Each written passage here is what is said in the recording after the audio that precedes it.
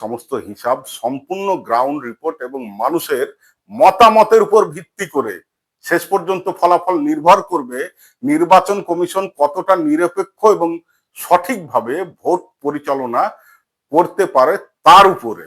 নমস্কার বন্ধুরা, আগামী বিধানসভা নির্বাচনকে সামনে রেখে আজকে আমি আপনাদের সামনে হাজির হয়েছি মুর্শিদাবাদ জেলা প্রি এক্সিট পোলের এক বিশেষ বিশ্লেষণ নিয়ে।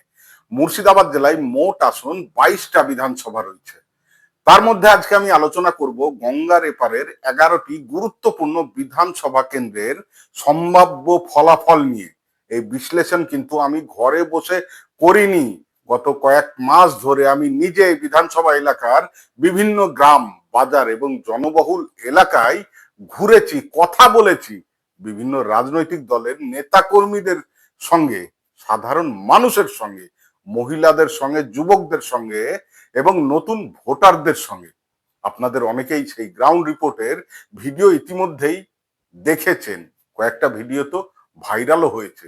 আবার অনেকেই ক্যামেরার সামনে কথা বলতে চাননি, কিন্তু ক্যামেরার বাইরে নিজেদের মতামত জানিয়েছেন। সেই সমস্ত গ্রাউন্ড রিপোর্ট এবং মানুষের মতামতের ভিত্তিতেই আজকের এই প্রি এক্সিট পোল বিশ্লেষণ। চলুন আর সময় নষ্ট না করে শুরু করা যাক।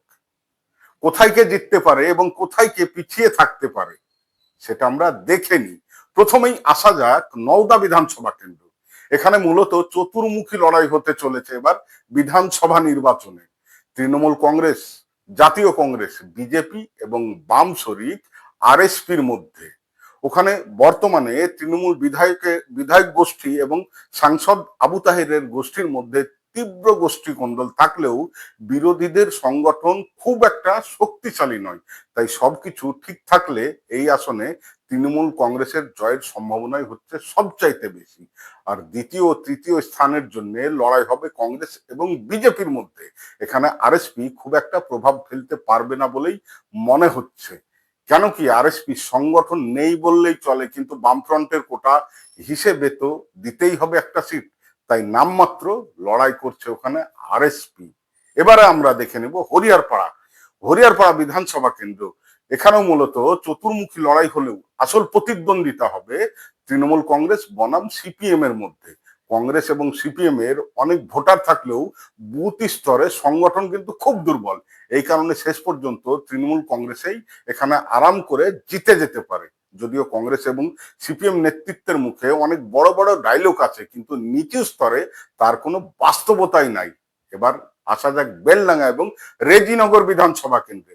কাগজে কলমে এখানেও লড়াই হবে 5টি দলের সঙ্গে। 5টি দলের মধ্যে তৃণমূল কংগ্রেস, বাম শরিক আরএসপি এবং বিজেপি ও হুমায়ুন কবিরের জনতা উন্নয়ন পার্টি।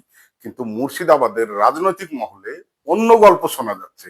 অনেকেই মনে করছেন এখানে মূল লড়াই হবে তৃণমূল কংগ্রেস এবং হুমায়ুন কবিরের জনতা উন্নয়ন পার্টির মধ্যে।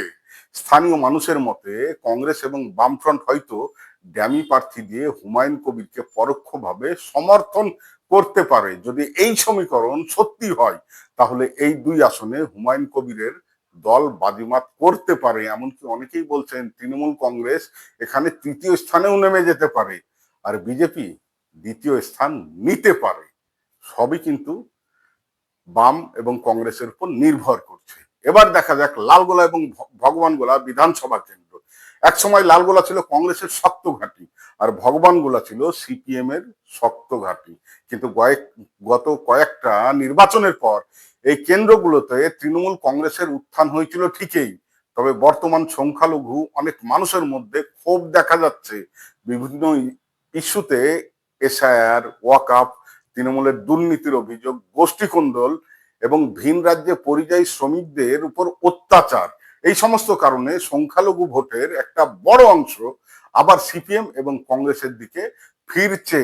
তাই এই দুই আসনে মূল লড়াই হবে সিপিএম এবং কংগ্রেসের মধ্যে। গ্রাউন্ড রিপোর্ট অনুযায়ী খুব অল্প ব্যবধান হলেও এই দুই আসনে এবার কিন্তু সিপিএম জিতে যেতেই পারে। এবার আসা যাক মুর্শিদাবাদ বিধানসভা কেন্দ্র। এখানেও কিন্তু লড়াই হবে চতুর্মুখী, তবে মূল প্রতিদ্বন্দ্বিতা হবে তৃণমূল কংগ্রেস বনাম বিজেপি।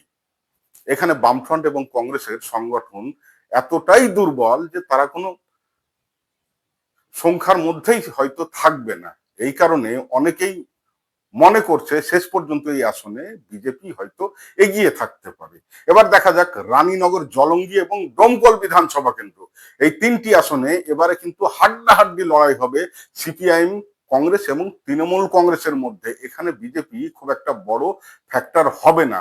গ্রাউন্ড রিপোর্টে দেখা যাচ্ছে পরিবর্তনের একটা স্পষ্ট হাওয়া, তবে একটা বড় সমস্যাও আছে ডোমকল বাদে। রানীনগর এবং জলঙ্গিতে বিরোধী দলগুলোর বুথ স্তরের কর্মী খুব একটা সক্রিয় নয়। রানীনগর 2 ব্লকের সিপিএম এর অবস্থা ভালো হলেও রানীনগর 1 ব্লকের পাহাড়পুর, হুরসি এবং লছনপুর অঞ্চলে সিপিএম এর প্রচুর সমর্থক আছে, কিন্তু নেতৃত্বের অভাবে সেই সমর্থকরা ভোটের বুথ পর্যন্ত পৌঁছাবে কিনা সেটা সন্দেহ আছে। তবে যদি সিপিআইএম ডোমকলের মতো ভালো প্রার্থী দেয়, মাঠে শক্তভাবে নামে এবং ভোটের দিন বুথ ম্যানেজমেন্ট ঠিক থাকে, তাহলে এই তিনটে আসনে সিপিআইএম জয়ের সম্ভাবনা কিন্তু প্রবল আছে। আর কংগ্রেসের সমস্যা হচ্ছে সকল এলাকায় যারা এলাকায় যারা তৃণমূল করে, অথচ নেতৃত্বের উপর একটু রাগ হলেই বলে আমি এখন আর তৃণমূল নই, আমি এখন কংগ্রেস করি। মানে ওখানে কে কংগ্রেস আর কে তৃণমূল বোঝা খুব মুশকিল। আর তৃণমূল ওই তিনটে কেন্দ্রে গোষ্ঠী কোন্দলে জর্জরিত। আর তাছাড়া তো সংখ্যালঘুদের অসন্তোষের কারণ আছেই। তাই ওই কেন্দ্রগুলোতে সিপিএম যদি ডোমকলে যেমন মুস্তাফিজুর রহমান রানার মতো স্বচ্ছ ভাবমূর্তির লড়াকু নেতৃত্বকে দাঁড় করায়, যেমন জলঙ্গি থেকে জামিল মোল্লা, রানীনগর থেকে জামাল হোসেনের মতো স্বচ্ছ ভাবমূর্তির লড়াকু নেতৃত্ব, তবে বলাই যায় ডোমকল মহকুমার তিনটি আসনেই থাকবে সিপিএম এর দখলে। অবশেষে আসা যাক রাজ্যের অন্যতম হট সিট বহরমপুর কেন্দ্রে। এখানে রাজনৈতিক সমীকরণ অনেকটাই নির্ভর করছে একজন নেতার উপর, যাকে সবাই বলে মুর্শিদাবাদের রবিনহুড, মানে সেই জননেতা অধীর চৌধুরী। এখানে যদি প্রার্থী হন তাহলে বহরমপুরের অনেকেই মনে করছে বহরমপুর কেন্দ্রে ভোট হওয়ার আগেই এই সিটটা কংগ্রেসের ঝুলিতে চলে আসবে। কিন্তু যদি তিনি প্রার্থী না হন তাহলে আবার বিজেপি এখানে জয়ী হতে পারে। তবে একটা কথা পরিষ্কার বলি, এই সমস্ত হিসাব সম্পূর্ণ গ্রাউন্ড রিপোর্ট এবং মানুষের মতামতের উপর ভিত্তি করে। শেষ পর্যন্ত ফলাফল নির্ভর করবে নির্বাচন কমিশন কতটা নিরপেক্ষ এবং সঠিকভাবে ভোট পরিচালনা করতে পারে তার উপরে। এ বিষয়ে আপনাদের কি মনে হয়? মুর্শিদাবাদের এই বিধানসভা আসনগুলিতে কারা জিততে পারে? আপনাদের মতামত অবশ্যই কমেন্টে লিখে জানান। ভিডিওটা ভালো লাগলে লাইক করুন, শেয়ার করুন এবং চ্যানেলটিকে সাবস্ক্রাইব করতেও ভুলবেন না। আমি আবার হাজির হব মুর্শিদাবাদের বাকি 11টা বিধানসভা আসনের বিশ্লেষণ নিয়ে। ধন্যবাদ।